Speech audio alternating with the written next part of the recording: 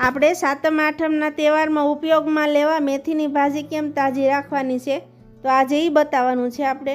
આ એકદમ નાની અને ભીની હતી નીચેના ભાગમાં, એટલે મેં આવી રીતે સાફ કરી નાખી છે। એકદમ પાન લઈ લીધા છે બધાય સારા, આ રીતે બધી મૂકી એક ડબ્બામાં નાખવાની છે આપણે।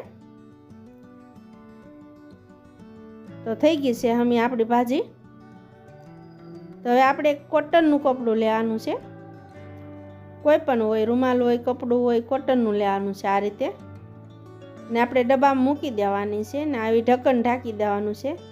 એક પ્લાસ્ટિકના જબલામાં આ રીતે હવા ન મળે એમ પેક કરી દેવાનું છે, તમે જોઈ શકો છો। અને એ નીચેના ખાનામાં મૂકવાની છે બરફના। હવે હું તમને બતાવીશ કે આજે 8 દિવસ થઈ ગયા છે, તમે નહીં માનો પણ એવી ને એવી તાજી ભાજી નીકળશે।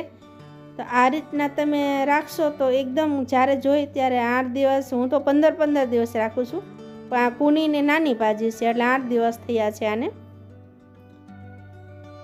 તો તમને બતાવીશ કેમ તાજી રહી ભાજી।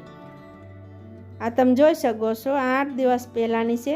તો આપણે સાતમ આઠમના તહેવાર ઉપર કાંઈ પણ વાનગી બનાવી હોય તો એવો ટાઈમ નથી હોતો સાફ કરવાનો, તો અગાઉથી તૈયાર કરીને રાખશો અને જરૂરથી ટ્રાય કરજો મારી મેથીની ભાજી, ને મારા વિડીયો જોતા રહેજો।